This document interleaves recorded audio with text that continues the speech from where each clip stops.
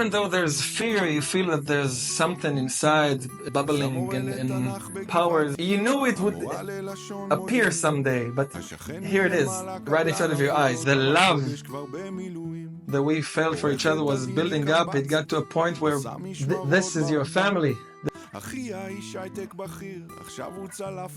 Welcome to Giborim Podcast. In Giborim, we interview Jewish heroes who stepped up in the aftermath of that dark day in Israel, October 7th. This is one of their stories. Episode 1 is part 1 of 2 with Rabbi David Machness.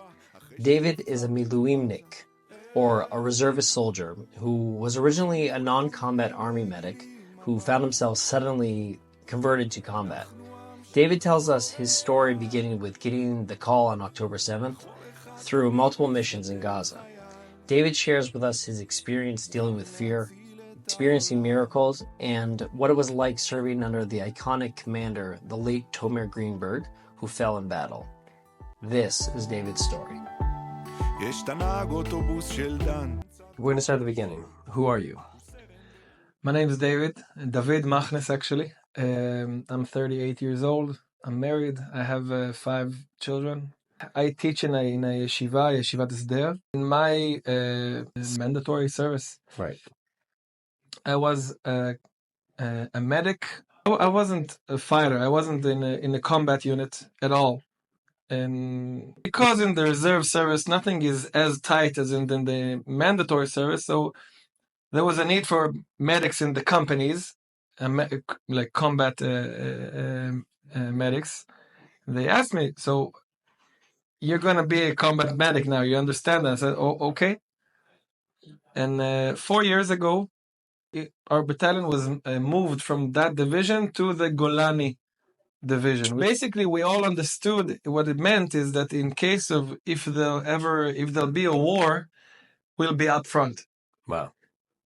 And war did came on that Shabbat. Where were you on the 7th of October? On Simchat Torah, on 7th of October, I was here. I was home. I work in a yeshiva, so we were like dancing with the Torah in the morning throughout the city in Nof HaGalil, in where I live, in which I live. And I remember we weren't, because it was a Shabbat, we weren't hooked on the media. And slowly we start seeing like people coming to us and say, what are you dancing right now? What are you dancing now? It's not time to dance. Aren't you aware of what's going on? We're not aware. Wow. And we heard there was a major event down south, and a friend of mine who carries a cell phone with him told me that something very big is going on. And I remember after a short while told me that the state of Israel has declared war, something that didn't happen for 50 years. Wow. This means that we're going towards something that's not just a little operation, a nip and tack, like something very sterile and very... this is going to be a campaign. Right. I had a missed call. My kids told me when I got home, they said, you had a missed call. And I called back on Shabbat. It was the first time I was opening the cell phone on Shabbat. And one of the officers told me, Machness, we're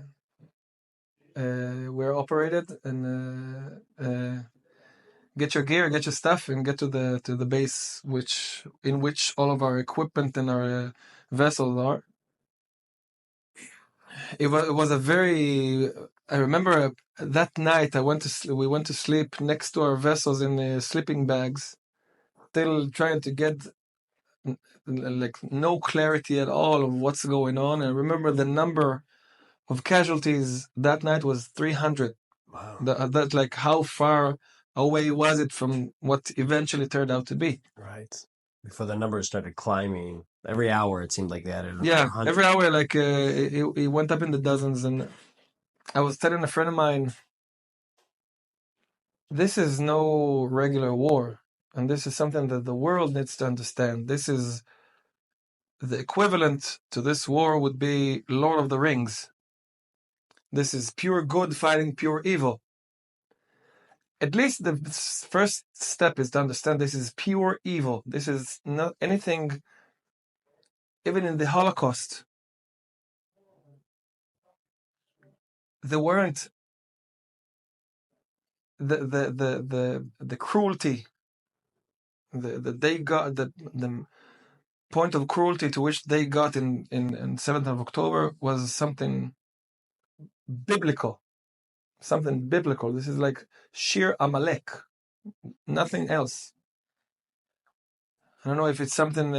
Maybe you'll edit this out after, but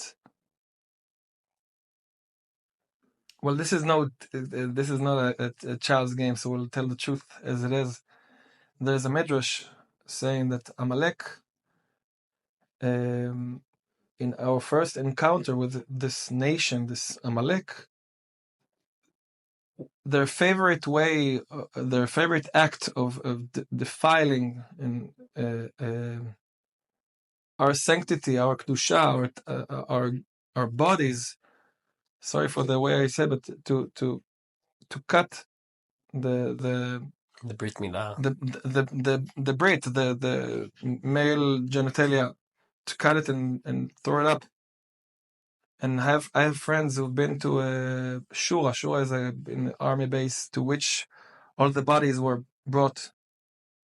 And apart the atrocities that they've seen, that this is something that would make the horror film industry, they would think twice the next movie they'll produce. But he said that the thing that these animals, these Amalek, liked to do, their favorite way of defiling our body was the same way. wow. I'm not talking about every now and then. It's like numbers you won't believe. Wow. That was like something that they loved to do. The tremendous size and impact of this war, it brought enormous spirit to everyone. You're saying it. I mean, I would think logically, hearing about the cruelties untold of such a terrible, disgusting enemy, I would think that people would be afraid going into war. The first week, it was like a feeling of people who are afraid are dropping out. Like, I'll say 15% of the guys who asked not to get into the war. The rest, most asked to get to be there, even though they were afraid. Everyone were afraid. And so the first 3 weeks we were preparing. There was how do you say chosar vadaut? Uncertainty of what's going to happen, how it's going to happen, when it's going to begin, where are we going to go from. But nevertheless, even though it was scary, and you see guys crying every now and then, I was crying maybe at least twice a day. Tears of, I don't know if I'm going to come back. This looks like something this looks impossible. This looks impossible. I remember like a week before the invasion, our company commander gathered everyone up in a room. He showed us a street when you start entering the Gaza city, and okay, we're gonna get through this. And like, we go through this street, and let's say we're gonna open this road, and we assume we might encounter explosives. So shoot every pile of dirt you see, and there's a pile of dirt everywhere. Right. Pile of garbage, and missiles might come from the windows, the windows, everywhere, and you have tunnels, and they might come out of tunnels, and because some places might be destroyed, so they might be in the rebels. And I was asking like, these houses, how tall are they? Because you expect, Gaza, I don't know, like villas, like, a 2-story. Right. Are they, like, these are what, like 3-story buildings? No. These are 12-story buildings. Right. And how are you supposed to? So how many eyes am I supposed to? Right. So basically, you're going into a place where every mound of dirt could be a trap, and an enemy could pop from the sky, from the window, from behind you, from under the ground, from anywhere, and basically you're told, this is the plan. yeah, I remember looking in the eyes of everyone in the room. They were like, the eyes to become, people are like Scared. I remember getting out of that room, and I was I had a friend who, his name is Liron Kdoshim. He was the shoulder on which I used to burst into tears a lot. I told him, Kedoshim, I need you right now. And I was crying, like, how is Hashem expecting me even to be able to function in such a. It felt like, I guess whoever saw Saving Private Ryan, Right. to be on the beach scene. Right. And but then, and I burst into tears, and then I looked at the guys of the company, and you saw they were all sitting there was a trail. They were all sitting in the trail and cleaning their rifles, smiling, cleaning their rifles. I was thinking, this made me even cry more. I was thinking, I'm surrounded with angels. These are angels, the guys with me. Like, how can they even be like that? And there was a lot of fear, a lot of we were dealing with fear in the 3 first weeks. Every day during these 3 weeks, we were every morning driving to where the vessels were parked, at, and we were working on the vessels. And you see, everyone who has something that he could do or contribute, he did. Like, there was a guy who had like a metal workshop. Yeah, sure. So because our APCs weren't protected from drones, so he asked his friends to come over and to weld frames with a metal net. He created that? Yeah. We all got that eventually. No, the beginning, the engineering APCs didn't have like a standard issue. Right. No, I got it much later on. He done that for all of our vessels. And Wow. guys were like, wow, they came from up north to be with us here, to weld, to work. It's a hard work, like all the days, like to weld it down and to mount it on our APCs. And they were always saying, we kept telling them, wow, guys, thank you so much. Said, wow, we're nothing. You're the heroes. And so another guy came up with an idea to stick. To glue on, the thin mattresses. Yeah, like foam. Exactly. Yeah. So he got a lot of that. We cut it down, and then it became. That also became standard. It also became standard. But I had it on my tanks. We had the same exact thing, except they were, and you'd have to cut them out and stick them on. Except for now, it was the way everybody does it. And then we got it after a while. We got these standard issue, which are already cut to the size of, but we had to cut it at the beginning. And guys bring the enormous amount of nedivut, like the donations people got us. Whether it's food, we got food from everywhere. Like, guys coming over every night. Oh, here, take food, take shawarma, take hamburgers, take ice creams, whatever. Like, right. all the time. Am Israel keep bringing us donations of all sorts, whether it's boxers and socks and shoes and Letterman's, right, and uniforms or whatever. Like, it became a joke. Like, okay, is there something new in the donations? Oh, I don't need that. Or socks became like single serving socks. And also a friend of us who works in Elbit, which is a company of army electronics and army technology. He installed cameras who also have night vision, but cannot be spotted from with other night vision on 4 sides of our vessel, because otherwise you cannot see. Right. And you want to see if someone comes to stick sticky bomb. Yeah. So he he brought guys who installed on each vessel. Like each one contributed whatever he could contribute, and the feeling was that the army is not working from above. Like it's not like we get the It's not top down. Yeah, it's not top down. It's like you don't get the orders and you do it. You come with the initiative, you come with your will and desire, and you just bring up whatever, and the commanders just say, "Okay, let's go for it. Let's do it."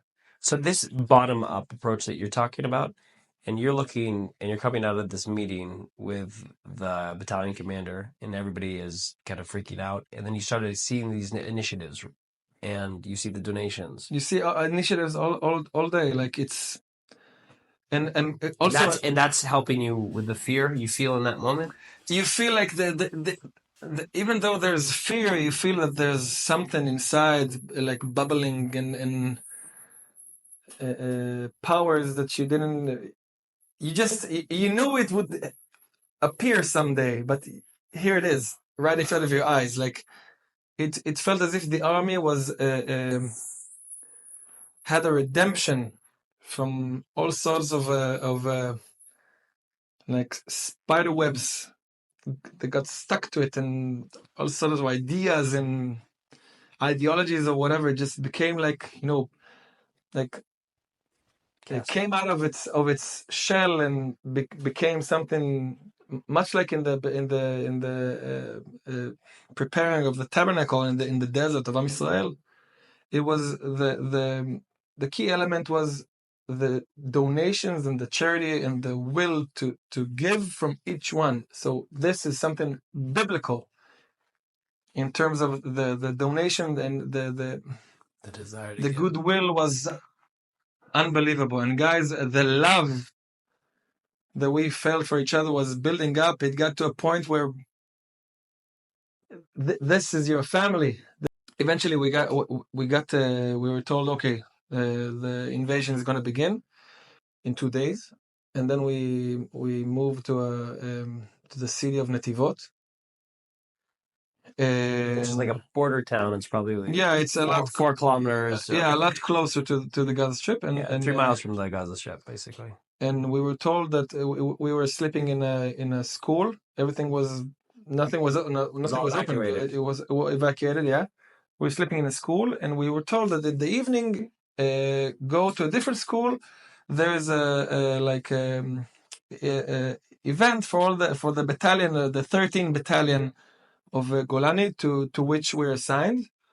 And this was the first time we saw like our unit, like our battalion. It's like not just our company, but the bigger picture. Right. I remember walking from afar with the guys to that school. We were here and we heard shoutings like enormous voice. And the closer we saw that there was like a soccer field with a dome. Yeah, and soldiers from the battalion were like standing in circles, each company with their own circle, and just shouting cheering songs of army cheering songs. And then we were told to sit down, and there was we were told to sit down, and then the battalion commander came. That was the first time I saw him. His name is Tomer Greenberg, Hashem Yikom Damo, and he came with Rav Chida, who was the son of Rav Yoram Avergil. And we were all sitting down, and he talked about first the battles that went on the Shabbat of Simchat Torah and the week after. It was very courageous battles. Guys were fighting. We were outnumbered and outgunned. We like 20 guys were fighting 300 Hamas terrorists, and with the RPGs and heavy machine guns. Grenades, explosives, whatever, everything. They were full. They had a full metal jacket, like they were armed to the teeth. and but nevertheless they were fighting courageously, and they managed to block the attack, to finish the attack. And he said, up until now we were defending, and these were very courageous battles, but now we're switching to attack. And then he said, Shirion, like armor, raise your hands. This was an infantry battalion. So he said, Shirion, armor, raise your hands, and we're raising the hands. And then he said, engineering, raise your hands. We put our hands up. Said, you see all these are Am Israel, and we're all together, and these are our brothers. And if we're fighting together, all of us, I don't fear. There's nothing I fear, and we're gonna give them an attack that they never saw in their life. And you felt like there's a captain to the campaign.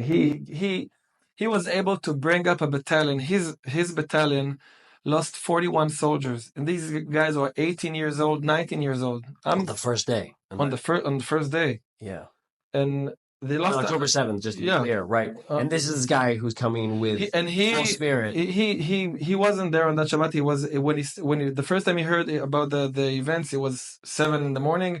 He immediately drove there. He got there on that Shabbat morning as fast as possible. Immediately get into combat and picking up the soldiers, and soldiers were shocked. Yeah, shocked. Also, like almost an entire company was wiped out, and he like took a company from was just about to finish training, brought him into the battalion, and then you can see it on YouTube if you search Tomer Greenberg. He gave a speech. They were all standing under a tree, and he gave a speech to the guys, and he gave them such spirit that instead of being in a Kfar Nofesh, like a vacation resort to lick up the wounds, he got them to be at the head of the spear of Am Yisrael, and to get back into fighting and to get back into war, and through his spirit. And this point of spirit, this is something that sadly, if we don't tell the story, you won't hear. You might miss on what great of a spirit was there. Like we are in reserve. I have 5 children. This means not only am I drifted, also my wife drifted. Okay. But drafted only at home. Yeah, drafted. And all of the guys in our reserve company, almost everyone that went in on the first day are the guys who came out on the last day. Almost no one asked replacement. Even the last 2 weeks, we weren't sure when are we gonna finish exactly. So guys said, "Oh, I don't care. I don't go out for refreshment. I want to stay here till the end." Mm-hmm. And the spirit was enormous. And we were 3 months of fighting in reserve service. Guys had their lives, their jobs, their families, and you don't see anyone crying or complaining. Everyone's happy and just want to do more, to be more on the front, to even when we had some events that were not easy. The miracles we saw, I have the biggest miracle I had there was, we were sitting on our vessels and on our carriers, waiting for the command to get in. It was night. It already got to night. We're staying there in our carriers the whole day, in a column of vessels. Then came the order to get in. We got in during the night, and it was like looking. We had like the screen showing our the 4 cameras. I was looking at the cameras all the time to see if someone might come. You're not aware of what you're gonna meet. Right. And also we had there was an event on the first 3 weeks that a D9 went in. I don't know for what reason, but he went in and a terrorist popped out of a tunnel and like shot an RPG on the tractor, and one guy died. Yeah. So you're like thinking, what the second I'm gonna cross the border, they're gonna get me. They're gonna get me. Right. And you're crossing, and you're like you're so alert, ready to go. Yeah. So we start, and then because you're already alert for several hours, after a while you're like the adrenaline drops down and you fall asleep. But so we're inside the Gaza Strip, and we knew that our mission was to open up a route. It was basically the middle of the Gaza Strip, to open up a route to get close to the sea. To station, so they'll be able to station a division outpost. You're basically creating a logistics road. More or less. Part of the road was already open, and we were supposed to open the second half of the road to create routes through which you can now move whatever you need. So we were supposed to get through a certain point, and we weren't able to get there because it was too. I don't remember. We were sitting in carriers all the time. Right. You're not outside looking at the view. Like you're inside. I was sitting I was already 2 days inside a vehicle in which you can only do like this. Hatches are closed. Hatches are closed. Everything's closed. Right. And also. Our carrier is not like the kind of this like where your knees straight. It's like more of like a stool where you're sitting down, right, and your knees like this. Right. And I still have knee problems because of that. And we're driving, and every now and then I remember every now and then you hear be alert, there might be a drone in the area, or always look with the machine guns like right. We couldn't open the first route. Then we took a second chance on a different route, and there was vineyards there and too much pipes. It was starting to get stuck in the D9s, in the tractors' treads. So we went back, and apparently we didn't know that, but in the maps it was known that in a certain point that there's an ambush. An anti-tank missile ambush, very big.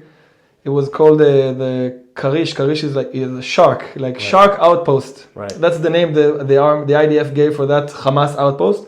And it was, don't get there. Don't go there. Don't go there. And that's where you're going right now. That's where we went in. We went there, and we were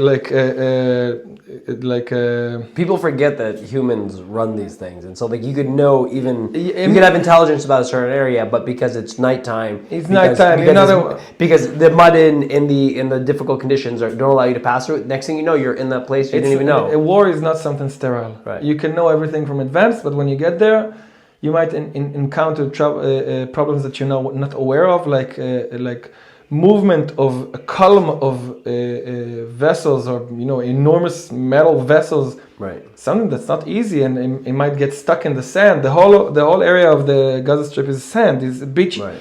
Sand, beach sand. Right. So we got to a certain point. I remember seeing from the cameras that there was like a hill right 100 meters away in front of us, and we were stationed like so to protect each other. And one of our APCs, it's I call it Zachal. It's treads or tracks. Yeah. Tracks got open.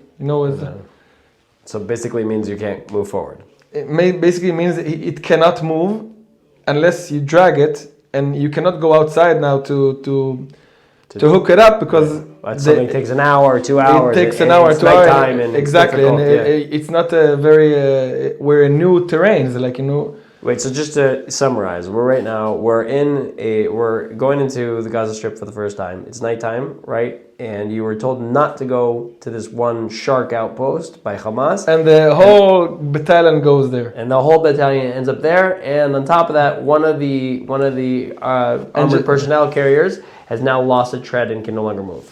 Exactly. Okay. So we were there, and we're in a defensive array, whatever. And our Tomer, the battalion commander, he says, "Okay, be aware, open your eyes, like cover for every direction. We're gonna stay here for a while till we figure out what we're gonna do." And we were not aware that this is not where we're supposed to stay. Right. Then I remember it was around 7 p.m. Yeah. It was already nighttime. The Tomer says in the communication that he was hit from an RPG. He was hit just now. His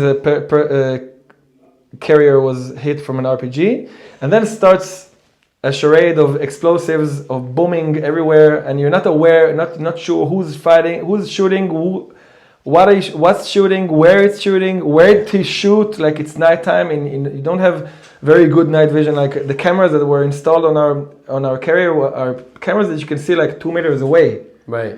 And our machine gun, we have a machine gun with that's like it's a turret above the carrier, and you control it from inside, and it has good night vision, but it was stuck. All of a sudden, it got you're stuck. Blind. So you're basically blind. You're blind and defenseless. And you have no way to defend. We're not alone. We're with the rest of the, but we're shooting like our commander, like our company commander inside. He takes his hand out and shoots from his machine gun that he has, operating it as much as he could, but you don't even see. And they can shoot from 100 meters away, and they can be in the bushes, and you don't know. And there were also tanks with us, and you hear in the communications, shoot at my carrier. There's Hamas on the roof of our carrier, and grenades and bombings, right. and later on we understand, you're not sure whether the explosives, the boomings that you hear are RPGs or tanks shooting close by, just big loud noises or mortars that. Our mortars that it turned out that we called for like a cover fire. Cover fire. Yeah, from because we're all mortars. Inside the vessel. So who's ever walking on who's ever outside is a terrorist. Exactly. And all of us, and we sit inside the and we're trying to think what to do. Like when we're driving like this, because if you drive too far, you ram into a different carrier. Yeah. And it's a complete mess, and everyone's shooting. You hear shouts in the communications and tanks and explosive, and then all of a sudden you hear it sounds like a big hammer, boom on the carrier, and then you see one of the cameras goes out, and then another an explosive and shooting, and you hear like ding ding ding ding ding, like the bullets on the carrier, and then another explosive, and another camera goes down, and you're like, this won't last forever. This is not impenetrable. Yeah. I was thinking, what can we do? You cannot go outside. You cannot move. You cannot defend. Nothing you really can do. You hear shootings everywhere. I was like, okay, like Shema Israel, and this is it. And after a while, I guess it was, I don't know, maybe it was 30 minutes, the whole charade, silence. All of a sudden silence. And like, wow, what are we going to do now? Like, okay, so the Tomer starts telling everyone, okay, get into line. Tomer was okay. It was okay. He was operating everything. Interesting, we heard on the communications that he was talking to a guy named Salman. Later on, we learned that Salman was the battalion commander of an armored battalion who was a friend of Tomer, and he came to rescue us. He's from the 53 battalion. He came to rescue us, and on the way to rescue us, he got a sniper shot him in the head, and he died. Wow. And I remember hearing Tomer saying on the communications, "Where is Salman? Where is Salman?" After a while, someone told him, "Figure out what you need to figure out." Someone's not coming. And we started to get into line, and the deniers were able to connect to vessels to carry them, to drag them. And then at around midnight, again, another act, like another booming and shooting and balagan, like a complete mess. After 30 minutes or so, quiet. We started to move. Like I'm not sure even if I remember the time frame correctly, because it was. Yeah, of course. We were so tired. We were sitting, not able to stand for 2.5 days already. Right. And a sense of complete, you're chasar onim, like helpless. We felt helpless. It doesn't mean that the rest of the battalion felt helpless. Right. Because the tanks were shooting and we knew, we heard that they were. I got one, I got two, I got three, and then we started to move, and then we were already in moving, and we were very, very tired. And 7 a.m, it was already day. Another act, a lot less serious.